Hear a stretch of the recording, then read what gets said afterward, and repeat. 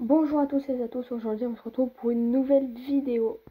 Dans cette vidéo, alors, bon, c'est pas forcément une vidéo très intéressante, mais pour ceux qui veulent, en fait, aujourd'hui, on va lire tout simplement, voilà, on va pas trop se casser la tête, on va lire les informations de tous les personnages qu'il y a là. Il y en a beaucoup, c'est pour ça que la vidéo ne fera... Et les nouveaux personnages, là. Bref, c'est pour ça que la vidéo fera sûrement encore plusieurs parties, parce que... tout ça à lire pour tout le temps là. En plus, il y en a, c'est des paragraphes en mode. Attendez, comment ça je peux faire que 30 minutes de vidéo là? C'est quoi cette arnaque là? D'accord.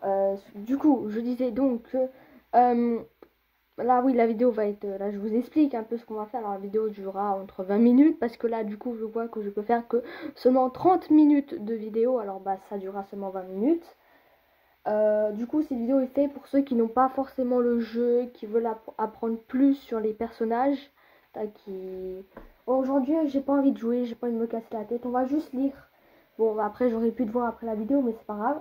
Alors, ceux qui veulent, en plus, je sais pas si vous savez, mais des fois, on peut avoir des versions sanglantes de quelques rivales. Alors, ça sera bien de. Bah, je crois que j'avais déjà montré dans les vidéos, mais on va regarder. Voilà, bon, c'était une longue explication parce que voilà, c'est la première partie. J'explique ce qu'on va faire. On va tout simplement lire les informations de tous les personnages. Cette vidéo sera en plusieurs parties. Ce sera pas forcément intéressant, mais c'est plutôt une vidéo chill ou pour ceux qui veulent savoir plus, qui n'ont pas le jeu et tout. Voilà. Écoutez, on va pas perdre de temps vu que je vois que je vais pas pouvoir faire plein de vidéos aujourd'hui. Je crois que les parties seront éloignés, hein, très éloignés, parce que déjà je peux faire que 30 minutes de vidéo. Voilà. Alors je sais pas pourquoi d'un coup mon téléphone il a plus de place, je sais pas. Bref, on va pas s'attarder là-dessus. J'aurai plus de salive à la fin de la vidéo. J'ai oublié de prendre une bouteille d'eau à côté de moi, mais c'est pas grave. Alors du coup on va commencer par Senpai. Alors du coup on a plusieurs versions, j'ai marqué en bas, vous avez vu, on a des trucs. Là on a du coup le mâle et là on a la femelle. Ah, quand je vous dis ça on dirait des animaux. Alors ça c'est Senpai au mode fille. Eh bah dis donc. Du coup on va prendre Senpai normal, on va lire, ça va être trop long. Oh ça va être trop long, je vais crever. Allez, bonne lecture. En plus la qualité de ma voix est horrible, alors je sais pas. En fait, est-ce qu'on fait la vidéo? Allez, on fait la vidéo. Alors le mot japonais senpai fait référence à quelqu'un qui a... En plus, oh non, je sais pas lire en plus, je bégaye quand je lis. Oh là là, on est foutu avec moi. Le mot japonais senpai fait référence à quelqu'un qui a de l'ancienneté sur quelqu'un d'autre. Par exemple, si vous êtes un étudiant de première année, tous les étudiants de deuxième ou de troisième année sont vos senpai. C'est pour ça que dans beaucoup d'animes, les filles appellent leur ami senpai. Voilà, si vous ne savez pas, maintenant vous savez. Si vous commencez à travailler un nouvel emploi, tout collègue qui est employé sur le lieu de travail depuis plus longtemps que vous est votre senpai. Ah bah d'accord. Ah, d'accord. Pas mal japonais. Hein. Dans Yantasmator, le titre de senpai est donné au jeune homme ou à la jeune femme dont le protagoniste s'entiche. Le joueur a la possibilité de choisir le sexe de senpai au début du jeu. Quoi? Non, c'est pas possible. C'est faux ce qu'ils disent. C'est faux. Senpai, ça reste un garçon hein, pour nous. Au début du jeu, il pourrait être senpai-kun, il pourrait être senpai-chan. Senpai est un mâle, un NDR. Il s'appelle Taro Yamada et si elle est une femelle, son nom est Tayeko Yamada. Je suis nulle pour les noms, je suis nulle.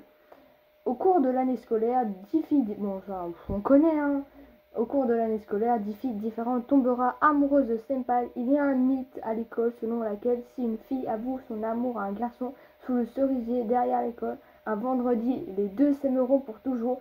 Chaque fille qui tombe amoureuse de senpai prévoit de se confesser à 18h le vendredi. S'il y a quelqu'un qui veut garder senpai pour elle toute seule, elle a jusqu'à 18h le vendredi pour éliminer la concurrence. Ouais bon, on n'a pas trop de choses à dire sur Senpai, oui parce que après chaque lecture on va dire ce qu'on en pense, à part qu'il y a des choses pas très... On nous dit qu'on peut changer le sexe de Senpai dans le jeu alors que c'est complètement faux, enfin je crois.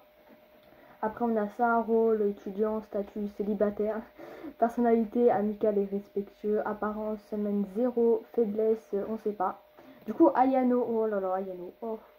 On a des... Oh là là, c'est quoi ça? On m'a pris pour... Eh, mais c'est le roman d'Harry Potter, là, que je suis en train de lire. On a ça. Ok, ça, c'est mode 100. Bon, vous la connaissez tous, hein, pas besoin de montrer. Délinquant. Bon, ça aussi, vous connaissez, hein. Vous connaissez un délinquant comme ça, là. On connaît, on connaît. Attendez, j'ai trop de choses. Ensuite, on a servante. Et bah, dis donc. Ouais, bon, je sais pas si vous connaissez le petit mini-jeu dans la ville, là, bah, c'est ça. Garou aussi. Bon, ça, vous connaissez, je sais pas si vous avez déjà vu des vidéos dessus. Conseil d'étudiant, bon, elle a juste la tenue du conseil d'étudiant, alors voilà. Ensuite, hein?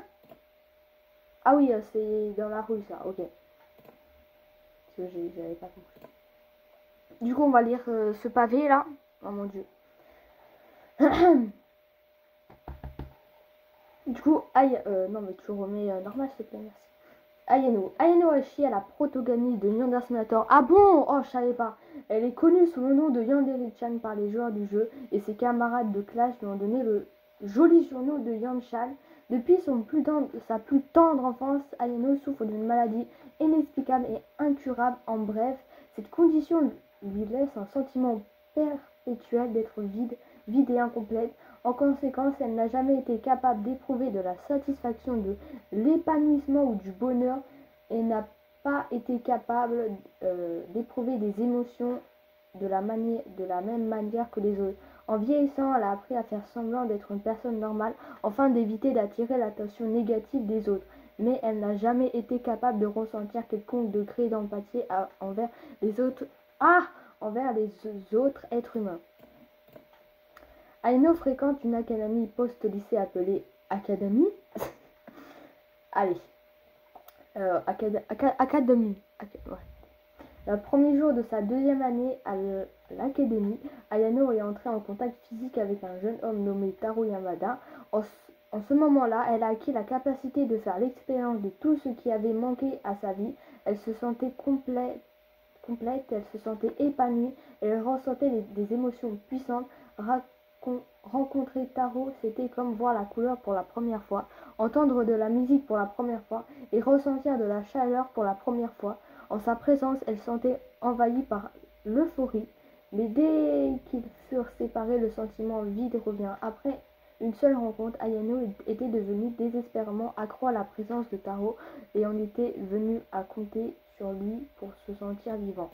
Ah, mais puis Ayano a vu quelque chose d'horrible, quelque chose qui l'a terrifié et l'exaspéré en même temps.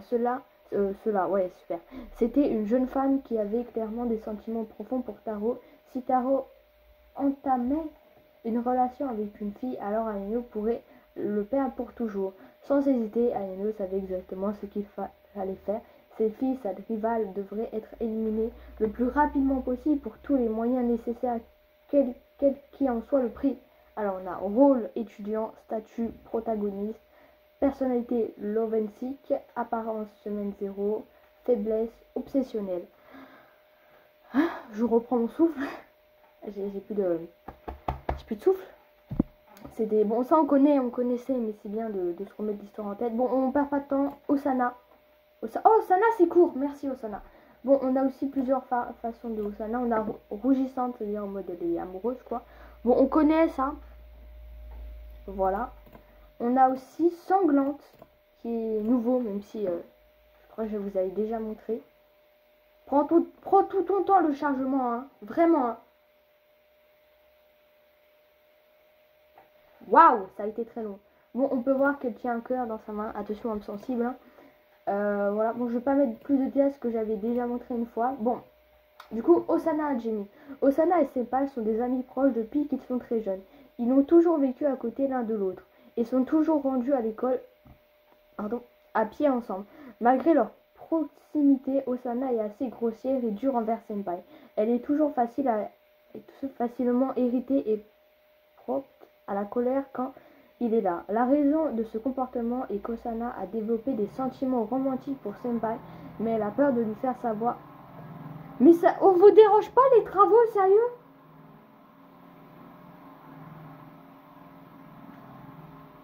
Mais sérieux? Bon, je finis d'air parce qu'on va pas... Et je vais aller frapper chez les gens, moi. Merci. Du coup, on va savoir ce qu'elle ressent vraiment pour lui. Elle ne veut pas qu'il sache ce qu'elle ressent vraiment pour lui. Bah, il faut savoir. Alors, elle est méchante avec lui et prêche chaque occasion. Cependant, son véritable désir est de lui avouer ses sentiments sous le cerisier derrière l'école. Et si rien ne l'arrêtait, ce jour viendrait très bientôt. Du coup, rôle, l'ami d'enfance de Senpai, statut rival, personnalité tsundere, apparence, semaine 1, faiblesse, on sait pas. Bon, à Osana, oui, on connaît. Amai maintenant. Amai est la présidente du club de cuisine de l'école. Ses compétences culinaires sont bien au-delà de son âge. Et rien ne la rend plus heureuse que de voir les gens apprécier la nourriture qu'elle a préparée. Amai sera absente de l'école pendant la première semaine du jeu, mais elle rencontrera Senpai à un moment où Senpai se sent triste et vulnérable. Elle forgera rapidement un lien avec lui à un moment où Senpai a profondément besoin d'un ami. Avec sa nature gentille et attentionnée, il est facile de voir... Arrêtez de taper! Mais c'est une dinguerie! Il est facile de voir comment Senpai pourrait facilement tomber amoureux d'elle en l'espace d'une semaine. Si personne ne se met en travers de son chemin, Senpai lui appartiendrait en rien de temps. N'oubliez pas, le chemin le plus rapide vers le cœur d'un homme passe par son estomac. Ah oui, d'accord, j'ai compris la blague. Du coup, rôle, président du club de cuisine, statut, rival, personnalité, doux et doux, apparence, semaine 2, faiblesse, on sait pas. Du coup, ah non, attendez, pardon, excusez-moi. J'ai oublié de vous montrer ça. Du coup, Amai rougissante. Bon, on connaît. Sanglante maintenant. J'avais déjà montré une fois, mais on remontre. On va pas trop perdre de temps. Ouais, c'est tout un... Il y a une tête. Attention, screamer. Voilà, Mama Seigneur. Des organes, une petite main. C'est très gore et c'est du faux sang, vous inquiétez pas. Du coup, Kizana. Kizana, bon, on regarde directement ces trucs. Voilà. On connaît. Sanglante maintenant. C'était ça, Kizana? C'était ça, Kizana? Attends, c'est nouveau, Kizana, non? Oh, je sais plus. Elle a un petit couteau. Ah non, c'est pas nouveau, non. Oh, c'est trop... Oh, c'est trop beau, le couteau. Bref. Du coup, Kizana. Kizana est la présidente du club d'art dramatique de l'école. Son objectif...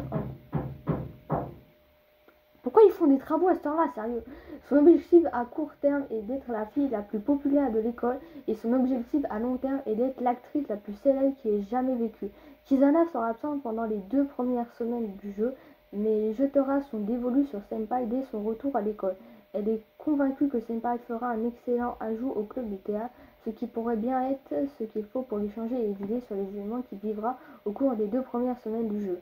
Sa personnalité est très désagréable, mais sa beauté et sa capacité à captiver le public pourra suffire à la faire entrer dans le cœur de Senpai. Elle pourrait bien être la Juliette et son Roméo. Du coup, rôle, président du club de théâtre, statut rival, personnalité arrogante et égoïste, apparence 3 semaines, faiblesse, on sait pas. Du coup, Oka. Alors Oka, en vrai... Ah là là, j'arrive plus à parler. Pourquoi c'est tout fin comme ça là? Pourquoi c'est tout fin comme... C'était pas fin comme ça avant? Si? Oh, je sais pas. Ensuite, sanglante. Bon, c'est le fameux couteau du rituel. Voilà. Ensuite, alors du coup, Oka est la présidente du club occulte de l'école. Elle est complètement convaincue que les fantômes et les démons et la magie noire existent vraiment. Oui, ils existent. En tout cas, dans le jeu, oui. Elle veut... oula, j'arrive plus à parler.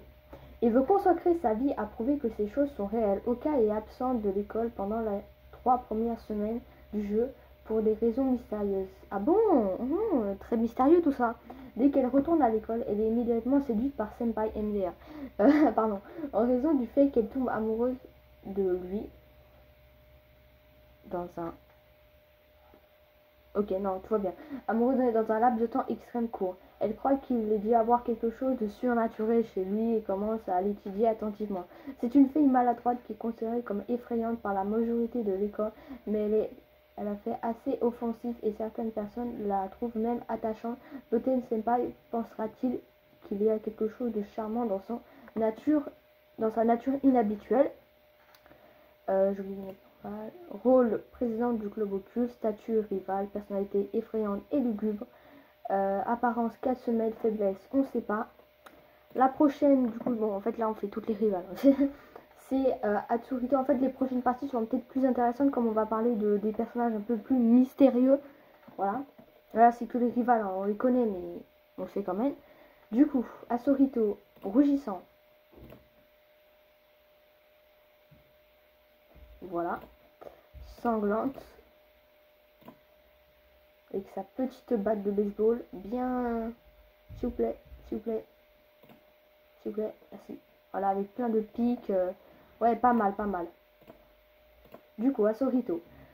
Asu est la présidente du club sportif de l'école. Elle est la meilleure athlète étudiante de la région et beaucoup de ses camarades de classe prédisent qu'elle remportera des médailles d'or et des Jeux aux Jeux olympiques dans quelques années. Asu n'apparaîtra pas à l'école avant la 5e semaine du jeu. Elle se liera rapidement d'amitié avec Senpai. Senpai se sentira épuisé après la 4e semaine. Un peu d'exercice pourrait être exactement ce dont il a besoin pour se changer les idées des événements récents. Sa nature joyeuse et énergie lui permet de se faire des amis très facilement ou de trouver son chemin dans le cœur de quelqu'un. Si son attitude décontractée et son sourire éclatant pourraient voler le cœur de Senpai en un rien de temps. Rôle président du club de sport, statut rival, personnalité énergique et compétitif, apparence 5 semaines, faiblesse, on sait pas. Mujakina, on va y arriver, c'est bon, on est bientôt, du coup, rougissante. Voilà. Ensuite, sanglante. Avec la petite seringue. Ah oui. Oula, oui. Avec des petits boyaux ici et un petit cerveau. Voilà. Cadeau. Petite seringue.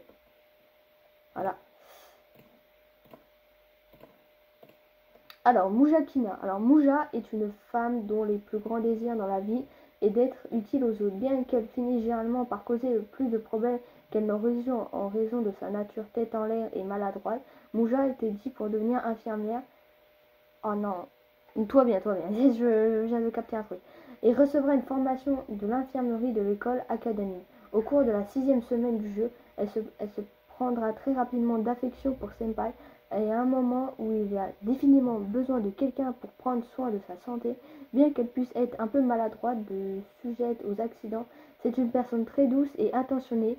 Il est très facile de voir comment n'importe quel écolier pourrait développer un lien pour elle, y compris Senpai. Ah, alors rôle étudiant d'infirmière, statut rival, personnalité étourdie et maladroit, apparence semaine 6, faiblesse, on sait pas. Du coup, ensuite, on a Midarana, j'avais complètement oublié son nom il y a 2 secondes et demie. Rougissant, voilà. Sanglant. Ok, je vais pas zoomer, c'est bon, je zoome pas. Je zoome pas, voilà, des petits crayons avec un petit œil. Ah, je peux zoomer là si vous voulez. Mais dépêche-toi! Un petit ciseau. Voilà, un petit cutter. C'est quoi ça? Ah, une attagraphe et un crayon. Allez. Non mais... Oh! Mais... Je vais te taper. Mais je hais. Oh! Ah là là. Du coup. Mida est une j'allais dire Mujakina. Oula, ma porte elle fait des... Bon, Midarana. Mida est une enseignante supplément qui adore son travail. Il n'y a rien qu'elle aime plus que d'avoir des dizaines d'œils. Allez. Tous dirigés vers elle, surtout si ses yeux appartiennent à des adolescents. Mida apparaîtra à l'école au cours de la 7e semaine du jeu afin de remplacer un professeur indisponible. Elle commencera rapidement à chasser de nouvelles proies et Senpai attira son attention. Son passe-temps est de séduire les écoliers Hahangen. Jusqu'à présent, aucun homme n'a jamais pu résister à ses charmes. Si elle décide qu'elle veut quelqu'un, il n'y a aucun espoir de s'échapper. Senpai ne pourra pas échapper à ses griffes, au moins qu'elle que quelqu'un ne prenne de mesures drastiques. Alors, rôle enseignant suppléant, statut rival, personnalité sensuelle et séduisante, merci. Apparence, oula, apparence, semaine 7, faiblesse, on sait pas. Osoro. Ah oui, je voulais dire un truc aussi, il y a un truc exprès pour...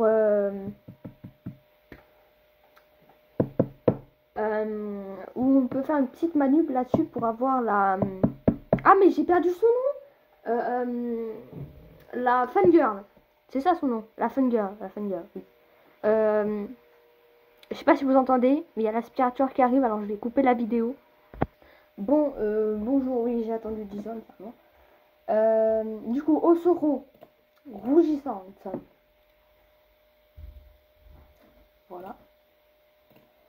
Ensuite, alors, Osoro est la chef de la bande de délinquants de l'école. On sait très peu de choses sur son passé et ses objectifs. Elle est connue pour être violente, donc la plupart des gens ont tendance à rester à l'écart d'elle, par peur. Osoro sera absente de l'école pendant très longtemps. Elle ne fera pas son apparition avant la 8e semaine du jeu. C'est toute attente et développera un lien avec Seppa qui garde... qui garde normalement ses distances avec des gens comme Osoro. Senpai et Osoro sont aux antipodes l'un de l'autre. Alors quel genre d'expérience pourrait les amener à nouer une amitié? Que c'est Senpai d'elle? Que voit-il à l'intérieur d'elle? Qu'est-ce qui pourrait empêcher leur amitié de s'épanouir en quelque chose de plus profond? Alors, rôle chef délinquant, statut rival, personnalité dure et intelligente, apparence semaine 8, faiblesse, on sait pas. On va continuer un petit peu, allez, on fait tous les rivales, on verra. Ensuite, Hanako Yamada, alors, sanglante. Ah bon? Attends, c'est nouveau ça. Du coup, rougissante et sanglante. Ah! D'accord, ok, je m'attendais pas. Ok, excuse-moi, j'étais pas au courant. Du coup, c'est Nemesis, oui, parce qu'il y a tout un délire où apparemment Nemesis, du coup, c'est la petite sœur de Senpai. Parce que je sais pas, dans le Mission Mode, je crois, il n'y a pas Senpai, apparemment on l'a tué. Eh, c'est un bordel, d'accord. Mais apparemment, oui, Nemesis serait la petite sœur de Senpai. Voilà. Super, d'accord, je n'étais pas au courant. Grosse crime sur sa tête là. Ok, d'accord. Ok, là j'étais pas du tout au courant par contre. Ok, Hanako est la sœur cadette de Senpai. Elle aime son grand frère plus que tout au monde et dépend de lui pour presque tout. Elle est très possessive envers lui et s'énerve quand il ne peut pas passer du temps avec elle. Après 8 ans, oui, bien sûr, 8 ans. Après 8 semaines loin de son frère, Hanako décide qu'elle ne peut tout simplement pas supporter d'être inscrite dans une école différente de celle de son frère bien-aimé et est transférée dans une école pour qu'elle puisse être avec lui toute la journée. Hanako a une peur mortelle que son frère a une petite amie. Il oublie tout d'elle et refuse de passer du temps avec elle. Elle se donne pour mission de l'empêcher d'avoir une petite amie à tout prix afin que personne ne puisse avoir l'attention de son grand-père. Senpai ne voudrait jamais rien faire pour qu'il puisse faire pleurer sa petite sœur. Cela serait fatal pour quiconque de tomber amoureux de Senpai. Rôle, la petite sœur de Senpai, rival, statut rival, personnalité girl et enfantine. Girly, pardon. Apparence, cette semaine 9 et faiblesse, on sait pas. Et du coup, Megami, je crois que après, je vais arrêter la vidéo, comme ça on aura fait toutes les rivales. Alors, Dou, pourquoi c'est pas rougissant? Ah non, Dou, bah oui, parce qu'elle rougit pas, elle est Dou, du coup, ouais, c'est ça. Oula, il y a trop de choses à lire. Megami, Saiko. Megami est l'héritage de Saiko Core, le conglomérat commercial le plus puissant du Japon. Elle est incroyablement riche. Oh là là, trop bien. Et génie certifié à une formation approfondie au autodéfense et à exceller. Oh, j'aurais pu aller, je suis fatiguée là. À exceller dans toutes ses. Ah, c'est bon, attendez. Petite pause, hein. Du coup, on reprend. À exceller dans tout ce qu'elle a jamais tenté de faire dans toute sa vie. Elle a été formée pour posséder toutes les qualités d'un leader parfait pour la préparer au jour où elle héritera de l'entreprise de son père. Elle est aussi la plus belle fille de l'école, la fille la plus populaire et la présidente du conseil des élèves. Megami a été absente de l'école pendant 9 semaines dans des circonstances mystérieuses qu'elle n'a révélé à personne. Elle a quand même réussi à suivre ses devoirs en assistant au cours via un ordinateur portable et a également été en mesure de gérer le conseil des élèves de l'école en assistant à des réunions par appel vidéo. Elle est évidemment contrariée à ce sujet. Elle croit fermement qu'elle devrait aller à l'école comme une élève normale. Elle est rancunière de sa situation actuelle, bien qu'elle ne soit pas libre d'expliquer les raisons de son absence. Megami, contrairement à tous les autres personnages, est vraiment conscient du fait qu'il y a une personne dangereuse sur le terrain de l'école. Une fois arrivé à l'école, il fera absolument tout ce qui est de son pouvoir pour protéger la population de l'école, y compris l'installation des caméras de sécurité, l'embauche d'agents de sécurité et la mise en place d'une politique de tolérance zéro pour les comportements suspects. Megami a clairement des informations très importantes qui la pousserait à aller jusqu'à l'extrémité aussi extrême. Mais que sait-elle? Psycho Core a-t-elle quelque chose à voir avec cela? Et plus important encore, Senpai a-t-il quelque chose à voir cela? Rôle, président du conseil des étudiants, statut rival, personnalité, déesse, intouchable, apparence Mendiz, faiblesse, aucun. D'accord. Et bah écoutez, c'est la fin de la première partie de lire, je sais pas comment va s'appeler la vidéo, mais en tout cas c'est la fin de la première partie que je lis toutes les informations des personnes. On en a fait je sais pas combien, bref. Après on fera tous ceux-là qui sont un peu plus intéressants parce que les rivales, bah, on les connaît. Eux on les connaît un peu moins, surtout quelques personnages. Bref, on va pas trop s'attarder là-dessus. Au revoir pour du coup la prochaine, la partie 2 qui sera sûrement dans assez longtemps parce que allez, au revoir.